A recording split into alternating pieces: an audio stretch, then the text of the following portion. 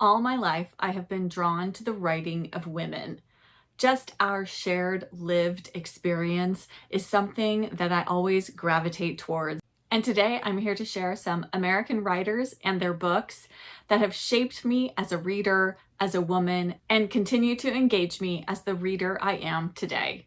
Let's get into some of my favorite, most influential American women writers and their books.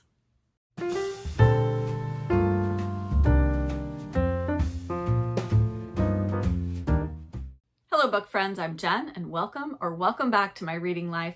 As we are on the cusp of America's 250th birthday, I thought it would be fun to take a look at some of the American women writers who have shaped my reading life. I have been reading books by American women since I was a very little girl, and so many of them have impacted both me personally and my reading life and what other books and authors I am then gravitating towards. The shared lived experience of reading words written by another woman has been deeply impactful. And while there are many books out there by male authors whom I also love and enjoy, these are the books that really feel like they have formed me as both a woman and a reader. We're going to first journey back in time to my childhood, and I'm going to share a few of the American women writers who shaped my childhood reading. We're going to move up into my teen and young adult years, and then up to where I am today as a reader. And then stay tuned to the end because I had a number of books where maybe I only read one book by this author or only a few books by them, but there's a particular book that really stuck with me, that changed me, that altered my reading in some way. So I have a number of those to share at the end of this video, but without further ado, let us get into some American women writers that I love. First up is the author whom, when I look back on my childhood reading, most of my young reading years from about age 7 to about age 11 or 12 were filled with the books of this woman, and that is Beverly Cleary. I read everything Beverly Cleary had published up until the time I was about 12 years old, and then I may have read a few more even after that, just for nostalgia reasons. But I'm sure you are all familiar with Beverly Cleary. She wrote many children's books, most notably the Ramona Quimby series, the Henry Huggins series, the Ralph S. Mouse series, and many more. One of my very favorites is Ellen Tebbett's, and I just adored her books. And of course, Ramona is an unforgettable character. And while I didn't wholly relate to Ramona, I think I'm more of a Beezus myself, but I still loved these books, and I just felt like Ramona had such wonderful spirit, and I wished I could be like her, even if I knew inherently that I wasn't. But it was still fun to read her stories. I think Beverly Cleary is still beloved today because she writes such relatable stories for children. They can see themselves in these characters, they can see these situations as ones that they have been in themselves or something similar to that. And I think that is what you need as you're kind of growing up and forming who you are. And it is really wonderful to have books that can kind of guide you or also act as a mirror, a reflection of who you are. I think Beverly Cleary does that in such a wonderful way. The one book of hers I have yet to read is her memoir, A Girl from Yamhill, and I really want to read that very soon. But any of her children's books are wonderful. You can pick any of them up, dive in. I think they make for great reading for both children and adults alike, and she's definitely one who had a huge impact on my reading life as a child. Next up is another author who was deeply impactful on my childhood reading. Again, I read all of the books she wrote in her main series. She has a few auxiliary books that I either just read as an adult or still have yet to read. although maybe I read them as a child and I just don't remember, but I read every book that was in my public library by Maud Hart Lovelace in the Betsy Tacy series. So this is a bind up of the first 4 books in the series. I've talked about this series a lot on my channel because I love it so much, and I'm currently in the process of rereading it right now.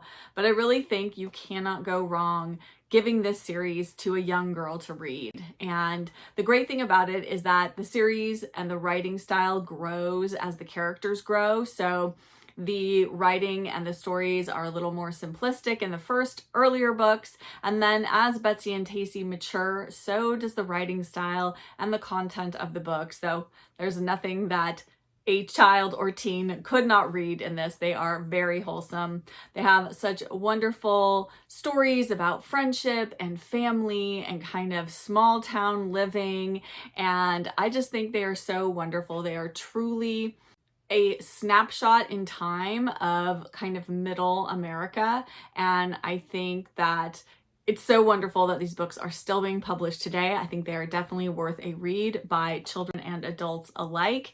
And I have such a warm place in my heart for Maud Hart Lovelace. I just think she is wonderful. And again, like Beverly Cleary, I think she does such a good job of creating characters that you can see yourself and your friends and your family members in.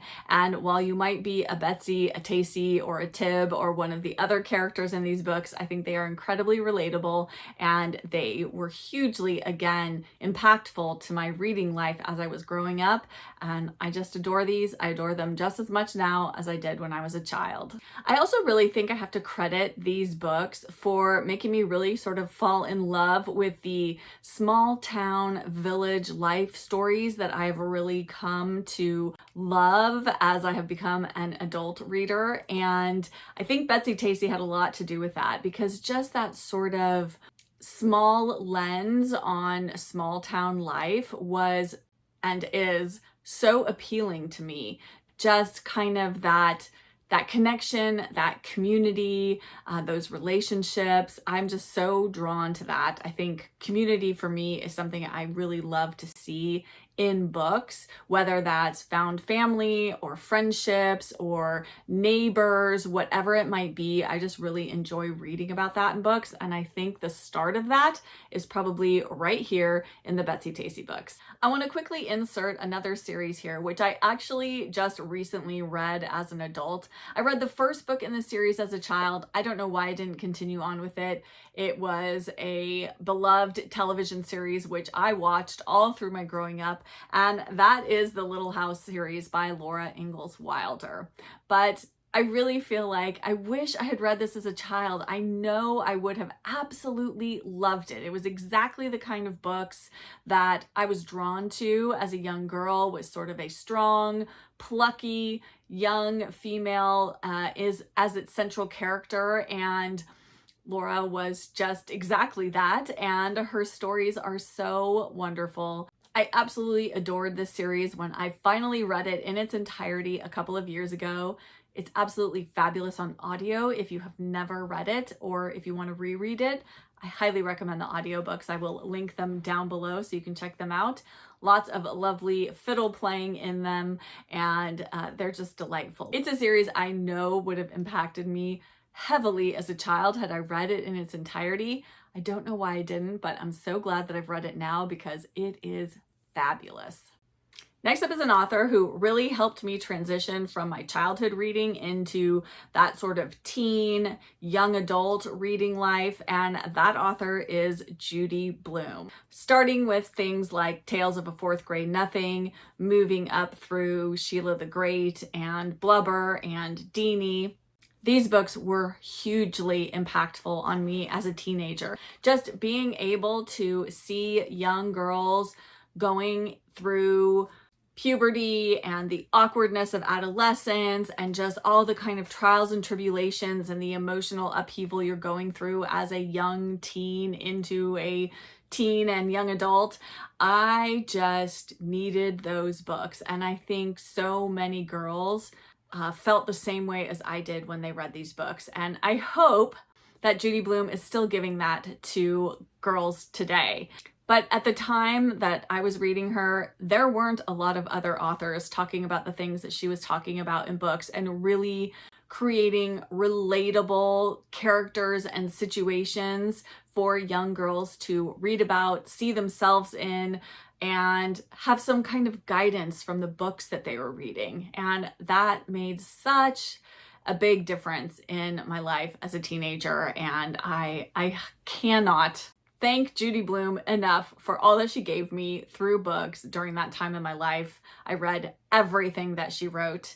And then as an adult, I read some of her adult novels too. Actually, I was just thinking the other day that I need to reread Summer Sisters, because that is one I read when it first came out.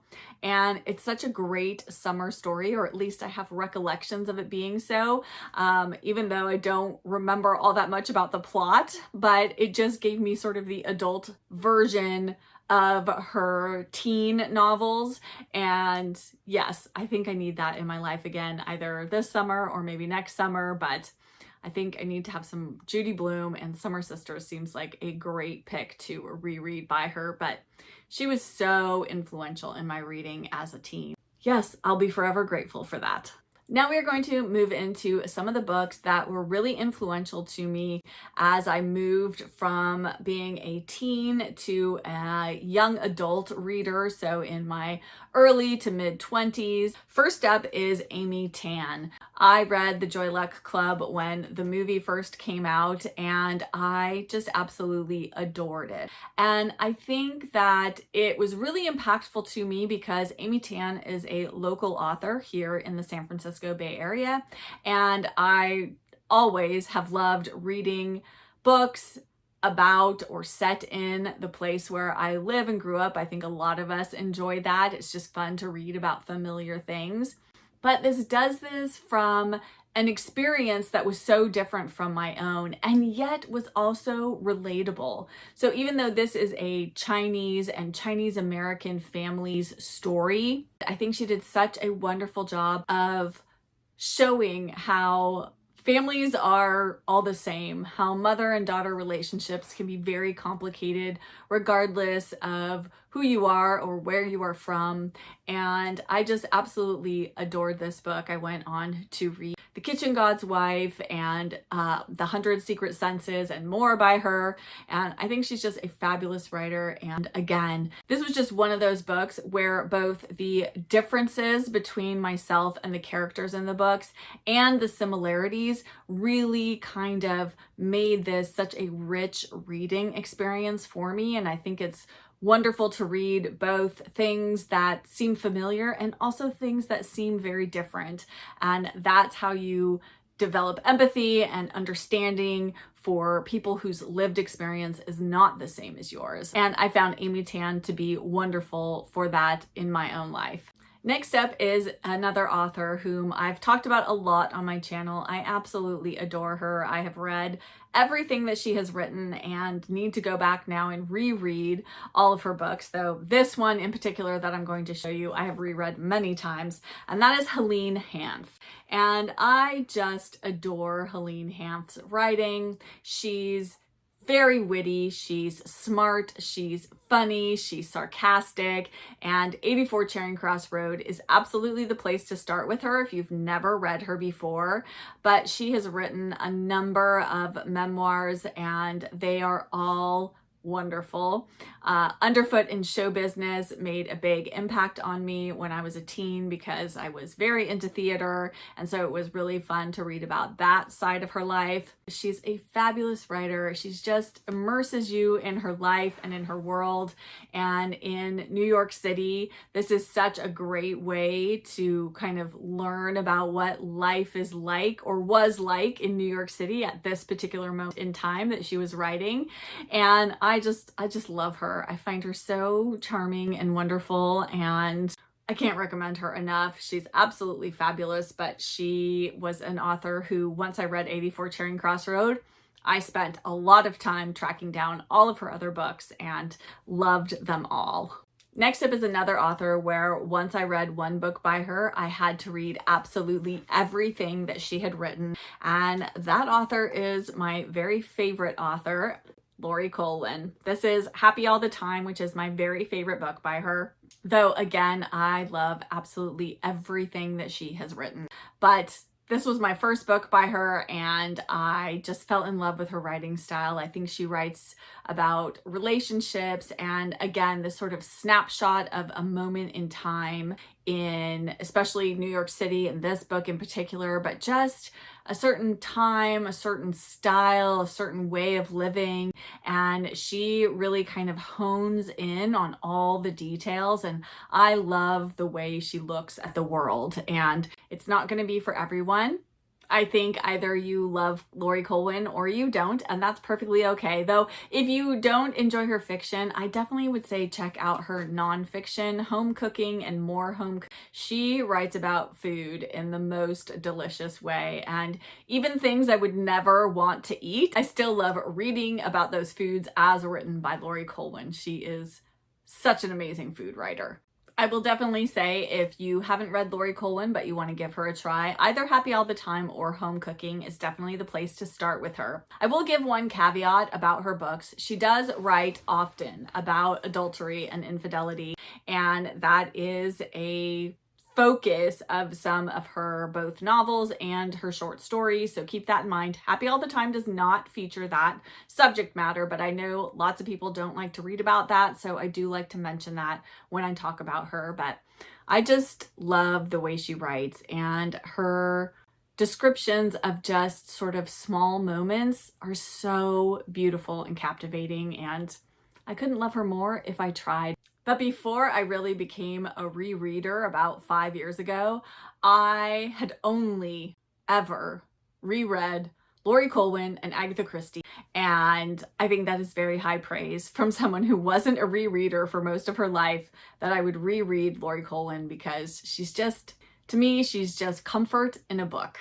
Next up is a writer who has written about things such as the writing life. She has written a memoir about motherhood. She has written about her sort of spiritual journey. And she is just an author who, anytime I read her, I just feel like she is seeing right into me.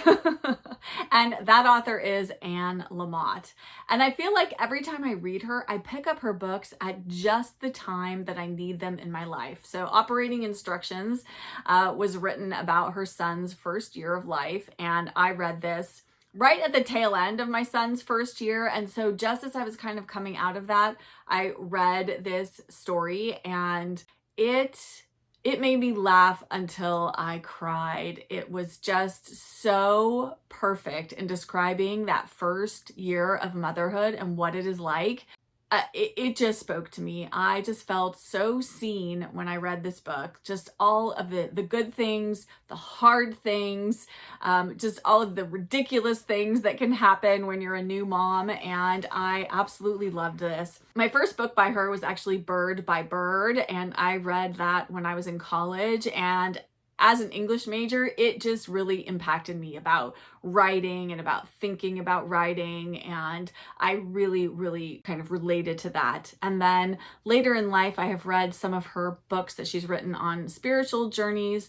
Help, Thanks, Wow was probably one of the most impactful ones for me during a particularly traumatic moment in my personal life. And it just gave me such a feeling of calm, of, okay, I can do this, I can get through this.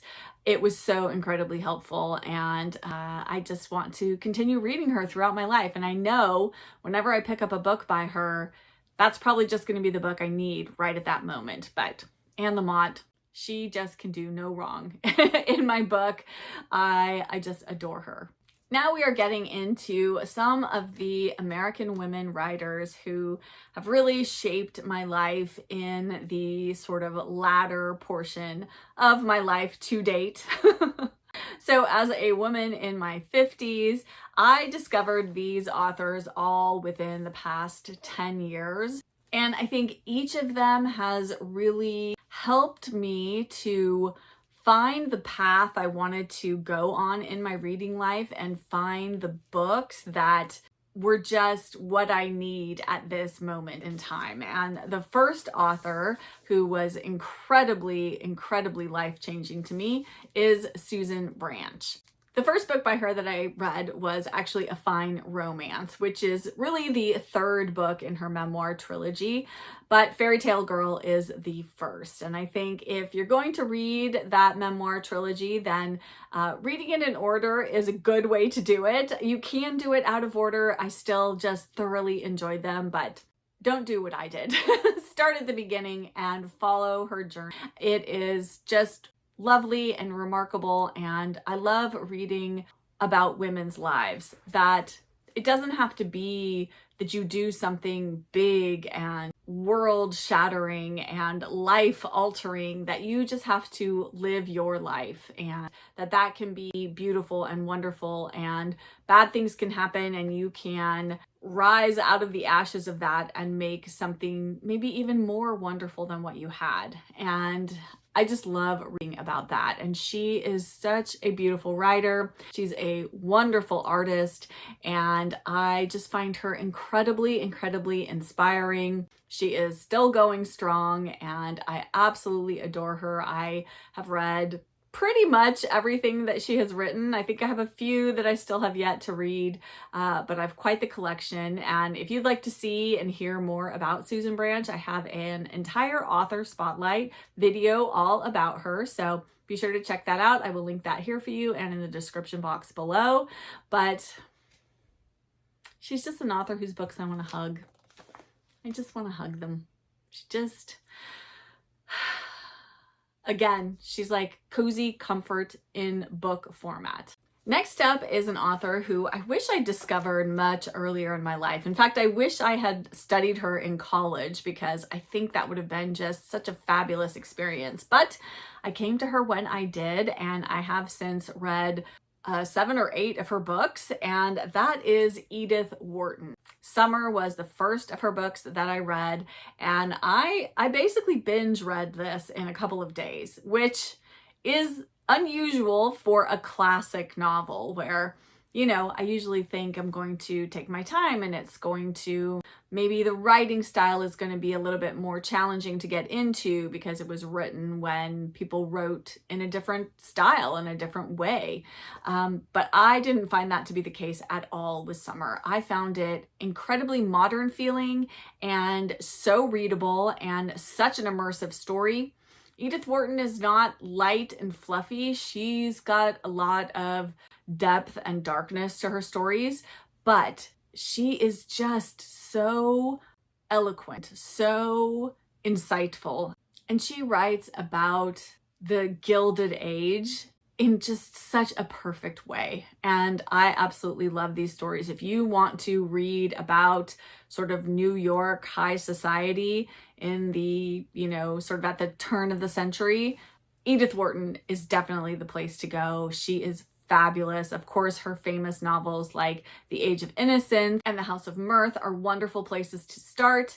I also highly recommend Summer. It just has a special place in my heart because it was the book that made me fall in love with her, but you really can't go wrong with Edith Wharton. I think whatever sounds good to you, pick that one up and give her a read. I think you'll find her writing is much more accessible than you might think it is. She is just fabulous.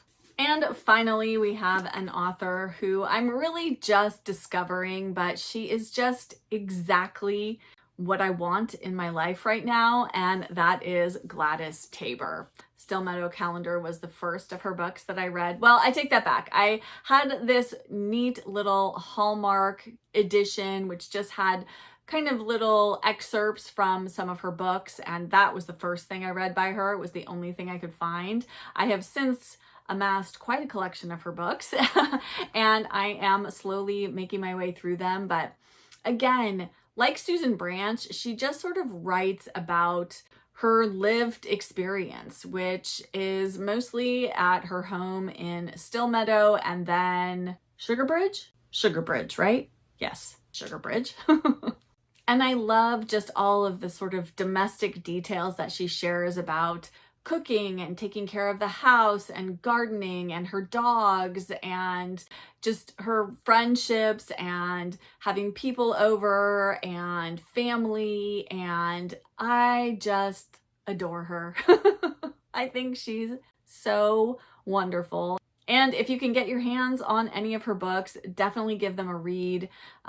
Here in California, she is hard to track down. I have had to order every single book that I have, and I have been lucky enough to have a few book friends who have sent me some of her books as well, that they had extras of. It's not easy to find her books. They are not in print, but check your library, check your local secondhand bookshops. I think if you're on the East Coast, she might be a little bit easier to find out in the wild, but she's well worth seeking out. I think whatever you decide to pick up by her will be a good choice. I have only read her nonfiction so far, but I do have, I believe it's Especially Father, which is a novel she wrote. I do have that on my shelf as well to read. I'm just enraptured by her writing right now. It is just exactly what I want in my life. And if you want like a true, just seasonal comfort reads, pick up Gladys Taber. Next up, I'm going to share some books, single books that were so impactful to my reading life all throughout my life. And while I may not have read a lot by these particular authors, this book that I'm going to share by each of them was one that just, I've never forgotten it since I read it, and just really helped to shape the reader that I am today. First up is Caddie Woodlawn by Carol Ryrie Brink. When I think back to my childhood, when people ask me what are my favorite books of childhood, Caddie Woodlawn is 100% on that list, very, very near the top, if not at the top. I loved Caddie. She, again, was that sort of plucky young girl that I still to this day love in a novel. And again, I don't know why I didn't read Little House on the Prairie, because I loved Caddie Woodlawn so much. I think if you like that kind of pioneer setting, that early American setting, definitely give Caddie Woodlawn a read. This is one I am desperately in need of rereading. I just love Caddie. Whenever I think of her, I just get all the warm fuzzies, because I just loved this book as a child, and I've never stopped thinking about it since I read it. Next up is the book that truly made me love the coming of age novel, and I know many people read this book when they were coming of age as well, and that is, of course, A Tree Grows in Brooklyn by Betty Smith. I just loved this book when I read it. I believe I was maybe 13 or 14 when I read it for the first time. And it's funny because I just reread it a couple of years ago, and I had forgotten that it really does have some heavier, darker themes to it. And Francie's life really has a lot of challenges in it. But I think that's what I was drawn to when I was a teen, when life felt I felt unsure, and life was changing and friends were changing and everything just felt a little bit out of my control. And it was good to read about another teen kind of going through not the same things I was going through, but other situations that I could at least kind of relate back to what I was going through. I just love this book. Again, it's another one of those books that I just have all the warm fuzzies when I think about it. And having reread it, while I look at Francie more from a mothering point of view now, I think this is a book, again, you can come to it as a teen and relate to it in one way, and come to it as an adult and relate to it in another way, because your lived life experience is different. But again, it's beautifully written. It is a fabulous book. It is not to be missed. I absolutely love it. Cannot rave about it enough. And next is a book that needs no introduction. I think it is a quintessential read, especially for young American girls, and that is Little Women by Louisa May Alcott. I, of course, first read this when I was a teen, and I think I may have actually seen the movie version with Elizabeth Taylor first before I read the book, and then read the book, loved it, and then of course went on to, I've seen all of the other adaptations that have been made of Little Women. I have since reread it. I may be due for another reread of it this year, but Again, I feel like Little Women is just part of our cultural lexicon now.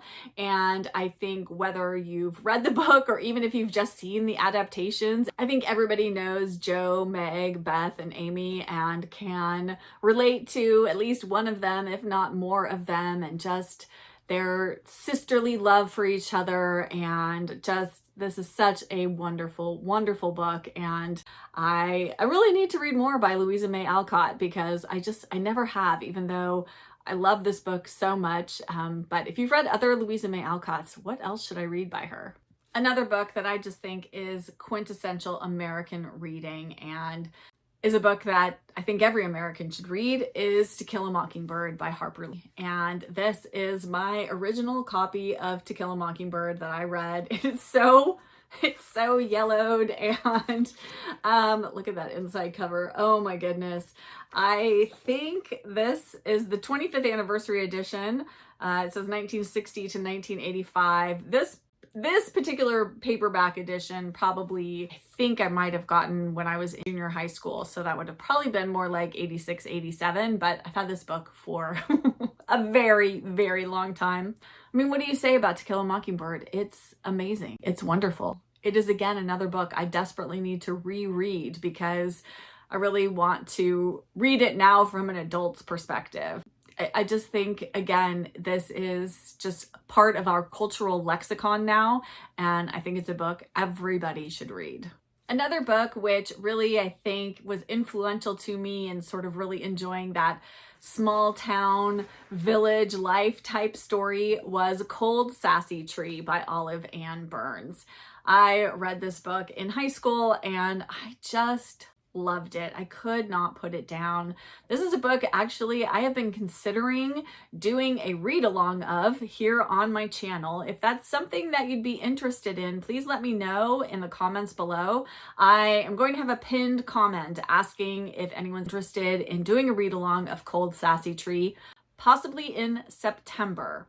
So let me know if you're interested. If enough people are, then I think I will probably put that together. But I just think as kind of a look at Southern American life, this was a book that just completely drew me in. I know for a lot of people, Gone with the Wind was that book, but for me, it was Cold Sassy Tree. I didn't read Gone with the Wind until, just about a half dozen years ago. But this book, I think, it's more readable, more relatable than Gone with the Wind, which is such an epic story. I just have such fond memories of reading it. One summer I binge read through it and just adored it. And yes, if you've never read it, definitely pick this one up. It's wonderful. Another book that is also from a Southern author about sort of Southern living is Fried Green Tomatoes at the Whistle Stop Cafe by Fannie Flagg. Love this book. Love the movie, love the book, love Fannie Flagg. So wonderful. If you've never read this, it is just, it's so good. It's so good. It's so readable. It's got an amazing female friendship in here. And I can't recommend it enough. Another one I really, really, really want to reread. Maybe I'll get to it this summer. We shall see. But if you've never read Fried Green Tomatoes, read the book. Then watch the movie. They're both fabulous, but definitely do it in that order. I've only read a couple other things by Fannie Flagg, but I need to read more. So tell me what else I should read by her. What other books of hers have you read and loved? I definitely think Fried Green Tomatoes is where to start with her, but you can't go wrong with this book. It's just so much fun. And finally, I have a book that I just read within the past few years and absolutely loved, and now I want to read everything this author has written, and that is My Antonia by Willa Cather. And again, this is sort of the adult version of Little House on the Prairie. If you want that sort of young America prairie life type story, then I think this is fabulous. I absolutely loved it. I loved Willa Cather's writing, and I have only read The Lost Lady by her so far. That's the only other Willa Cather I've read. I have Death Comes to the Archbishop and a few others on my shelf still to read, so lots more Willa Cather to come in my life. But again, she's an author who I wish I'd read or studied in college or read when I was much younger, because I just think she is somebody who writes about a particular moment in American history and in American lives. And I think it's important that we kind of read those different stories. And I wish I'd come across her much earlier in my life. I mean, I knew of her, of course, but I just had never picked her up. And I'm so glad that I did. And I can't wait to read more. Again, let me know what I should read next. And those are some, not all, but quite a few of the American women writers and their books that have shaped my reading life. I could never say these are the best American writers, that these are all of my favorite American writers. There are definitely American writers writing both today and in the past and in all genres and all varieties. These were just books that, when I think about American women writers, these are the ones that come to mind as having kind of shaped my reading life. I would love to know from you, who are some American women writers or books by American women writers that shaped your reading life? Like, what are the books that you think of as being sort of formative to your reading life, or that you've discovered recently and have kind of infiltrated their way into your consciousness and to your reading life and who you are and the kind of books that you read? So let us chat all things American women writers down in the comments below. And if you're here, but you don't have anything you'd like to add in the comments, but you would like to let me know that you were here, those comments really help my channel. Well, let's leave some American emojis. What makes you think of America? Is it the American flag? Is it an eagle? Is it baseball, hot dogs, apple pie? Whatever it is that makes you think of America, leave those emojis. I love seeing them and knowing that you were here. And if you enjoyed this video, if you could hit that like button and also the hype button on the YouTube mobile app. I cannot tell you enough how much those small little things help my channel and help other viewers find me. And if you're a new viewer and you haven't yet done so, I would love it if you would hit that subscribe button and stick around for more bookish content from me here in my cozy corner of booktube. As always, thank you guys so much for taking time to spend it with me and let me ramble on about books. I do tend to ramble sometimes. You should see what ends up on the cutting room floor. Thank you all for being here. I'll be back with another video very soon. And until then, I wish you a good book and a warm cuppa. Bye.